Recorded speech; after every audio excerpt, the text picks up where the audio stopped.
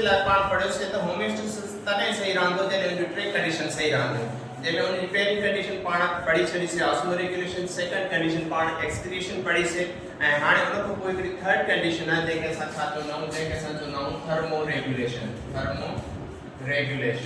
हाणे thermo regulation ते अचूं था। थर्मो रेगुलेशन असां वटि छा आहे? थर्मो रेगुलेशन जो मतलब छा आहे? थर्मो रेगुलेशन जो मतलब आहे maintenance of temperature, maintenance of temperature up to suitable limit।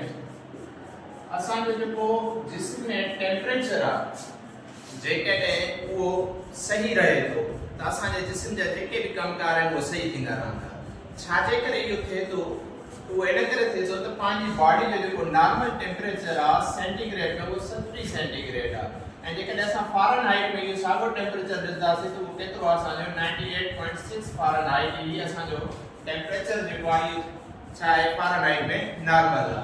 हिन खां टेम्परेचर वधीक थिए थो त जिस्म जेको आहे वर्क सही न कंदो, जेकॾहिं हिन खां घटि थिए थो त जिस्म जे अंदरि जेके रिएक्शन आहिनि उहे छा थी वेंदा? स्लो डाउन थी वेंदा। त ज़रूरी आहे त जिस्म जो जेको टेम्परेचर हमेशा छा रहे? हेतिरो ई मेंटेन रहे। हाणे ॾिसो त ॿाहिरि बॉडी खां ॿाहिरि जेको इहो टेम्परेचर आहे न हमेशा वधंदो रहंदो आहे, कॾहिं घटिजो रहंदो आहे। सर्दी में तव्हां ॾिठो हूंदो कॾहिं इहो टेम्परेचर 10 सेंटीग्रेड ते, कॾहिं 5, कॾहिं माइनस में बि हलियो वेंदो आहे। गर्मियुनि में इहो तव्हां ॾिठो हूंदो पंहिंजे हिन इलाइक़े में जेको टेम्परेचर थिए थो कॾहिं 48, 49 या 50 सेंटीग्रेड बि थिए थो, पर तव्हांजो जिस्म जेको आहे उहो हमेशा टेम्परेचर जेको आहे अंदरि रहे थो उहो केतिरो आहे? असांजो 37 सेंटीग्रेड या 98.6 फ़ारेनहाइट। जिस्म इहो कीअं मेंटेन रखे थो तव्हांजे जिस्म हिन टेम्परेचर खे? जिस्म छा कंदो आहे? तव्हांजे जिस्म में अल्लाह ताला दिमाग में हिकिड़ो पार्ट ॾिनो आहे जंहिंखे असां छा चवंदा आहियूं? हाइपोथैलेमस चवंदा आहियूं। उन हाइपोथैलेमस खे असां चवंदा आहियूं thermostat of body. Thermostat of body इहो केरु आहे? थर्मोस्टेट ऑफ बॉडी असांजो हाइपोथैलेमस। हाइपोथैलेमस कुझु अहिड़ी चेंजिस आणींदो आहे, कुछ अहिड़ियूं चेंजिस आणींदो आहे जो सर्दी में ही कुछ अलॻि हुकुम ॾींदो त टेम्परेचर साॻियो रहे, गर्मी में ही हाइपोथैलेमस अलॻि डायरेक्शन ॾींदो त असांजो जेको टेम्परेचर आहे उहो छा रहे? साॻियो रहे। मिसाल तौर कीअं?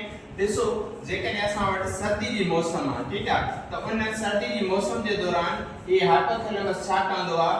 असांजी बॉडी जे अंदरि मेटाबॉलिज्म इंक्रीज करे छॾींदो आहे। मेटाबॉलिज्म इंक्रीज जेकॾहिं असांजो मेटाबॉलिज्म इंक्रीज थी वियो, मेटाबॉलिज्म छा हूंदो आहे? तव्हांजे जिस्म में जेके रिएक्शन थींदा आहिनि उनखे मेटाबॉलिज्म चइबो आहे। मेटाबॉलिज्म सर्दी जी मौसम में जॾहिं इंक्रीज थींदो त उन जे नतीजे में तव्हांजी बॉडी में हीट पैदा थींदी ऐं उहा हीट जेका आहे उहा तव्हांजे जिस्म खे छा कंदी? माना टेम्परेचर खे मेंटेन करण में मदद ॾींदी। ॿियो सर्दी जी मौसम में तव्हांजे जिस्म में हाइपोथैलेमस छा करे थो? तव्हांजी बॉडी में जेके अल्लाह ताला स्किन जे मथां हेयर ॾिना आहिनि, इरेक्शन ऑफ हेयर, जेके ही तव्हांजी चमड़ी जे मथां ही वार आहिनि, ही वार, ठीक है, ये वार छा थी वेंदा आहिनि? ये उभा थी वेंदा आहिनि, सिधा थी वेंदा आहिनि। छाजे करे? त सर्दी में जेका थधी हवा आहे उहा तव्हांजे वारनि खे लॻे, ठीक आहे, तव्हांजी चमड़ी खे न लॻे। चमड़ी खे लॻंदी त चमड़ी जे अंदरो छा पई अचे? हिकिड़ी हीट पई अचे। ऐं तव्हां हमेशा ॿुधो आहे त हीट ट्रांसफर थींदी आहे from hot body to cold body. अंदर वारी हीट जेकॾहिं उहा ॿाहिरि थधी हवा लॻे त अंदरी हीट जेका आहे छा थी सघे थी? ॿाहिरि वञी लॉस थी सघे थी।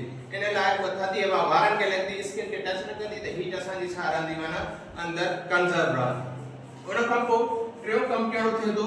सर्दियुनि जी मौसम में टियों कमु असांजे जिस्म में छा थींदो आहे? जेके असांजा कॉन्ट्रैक्शन थींदी आहे छाजी? मसल्स जी, कॉन्ट्रैक्शन ऑफ मसल्स, जंहिंमें असांजा मसल जेके आहिनि उहे शिवर थींदा आहिनि, ठीकु आहे, मसल असांजा शिवर थींदा आहिनि। शिवर जो मतिलबु आहे ईअं ॾकणु। सर्दी में असां ईअं कंदा आहियूं अक्सर, ठीकु आहे, छाजे करे कयूं था असां? इहो इन करे त असांजा मसल जॾहिं छा थींदा? माना शिवर थींदा त उन जे नतीजे में बॉडी में छा प्रोड्यूस थींदी?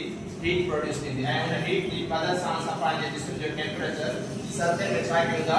माना ओतिरो रखूं था जंहिंखे असां 37 सेंटीग्रेड या 98.6 फ़ारेनहाइट चऊं था।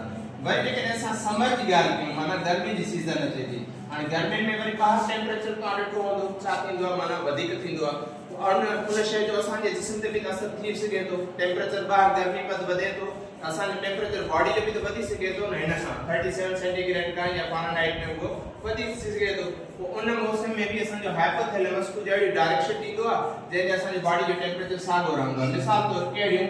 मिसाल इहे त तव्हांजे जिस्म में जेको आहे प्रोडक्शन ऑफ स्वीट तो जिस्म जेको माना वो छा प्रोड्यूस कंदो आहे स्वीट जडे तो जिस्म में पघर निकरंदो तो वो पघर काथे ईंदो आहे तो स्किन ते ईंदो आहे ऐं स्किन में वो पानी की सूरत में हूंदो आहे पघर ठीक आहे पोइ उन में पानी में छा पई हूंदी आहे हीट पई हूंदी आहे जीअं ई हवा लगदी आहे तो उन में जेका हीट हूंदी आहे उहा छा थी वेंदी आहे हवा जी मदद सां निकिरी वेंदी आहे पानी तव्हांजो हुते पियो हूंदो आहे तव्हां उन स्किन खे टच कंदो त तव्हांखे उहा स्किन छा महसूस थींदी थधी थधी महसूस थींदी जे मतलब अंदर जी हीट जेका आहे छा थी आहे तव्हांजी लॉस थी आहे त उन जे नतीजे में तव्हांजो टेम्परेचर अंदर छा रहे थो माना साॻियो ई रहे थो 37 सेंटीग्रेड या फ़ारेनहाइट में रहे थो उन सां गॾोगॾु तव्हां नोट कयो हूंदो त गर्मी जी मौसम में असांखे मानी घट बनदी है उनकी वजह छा होंदी है तो जिस्म में ऑलरेडी हीट है heat is a form of energy वो उन जे लाए जेको सर्दी में असा जो वरी जेको मेटाबॉलिज्म है वो छा थी वेंदो माना पांजो गर्मी में पांजो मेटाबॉलिज्म जेको वो छा थी वेंदो तो पांजो स्लो डाउन थी वेंदो तो माना मेटाबॉलिज्म असा जो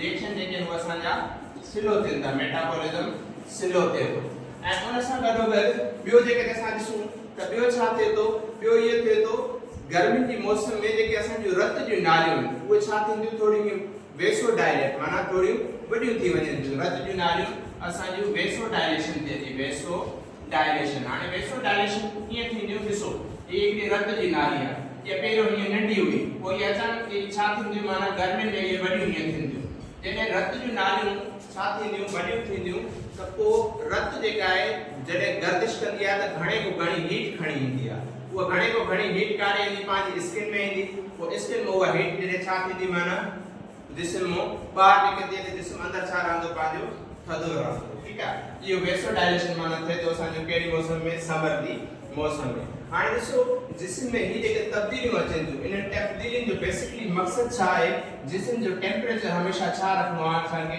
37 सेंटीग्रेड या 98.6 फ़ारेनहाइट छाजे करे रखणो आहे हाणे लास्ट में इहा शइ छाजे करे इहो टेम्परेचर रखणो आहे वो इन करे त जेके बि पंहिंजा एंजाइम्स आहिनि जिस्म जे अंदर जेके बि पंहिंजे जिस्म जा एंजाइम आहिनि उहे जेके बेस्ट वर्क परफॉर्म करनि था उहे हिन टेम्परेचर ते करनि था हिन टेम्परेचर को जे करे का शइ वधीक थी वई त पोइ जिस्म जा एंजाइम कम न कंदा एंजाइम छा हूंदा आहिनि तव्हांजी बॉडी जे अंदर जेके बि कमकार थींदा उन्हनि जे लाइ जेके असांखे केमिकल घुर्बल आहिनि उनखे असां छा चवंदा आहियूं एंजाइम ऐं एंजाइम चवंदा आहिनि असांजो शर्त कहिड़ो आहे त असांखे टेम्परेचर कहिड़ो हुजे जिस्म जो 37 सेंटीग्रेड तॾहिं असां छा कंदासीं वर्क कंदासीं जेकॾहिं हिन खां टेम्परेचर वधीक थी वियो त पोइ जिस्म में कमु न करे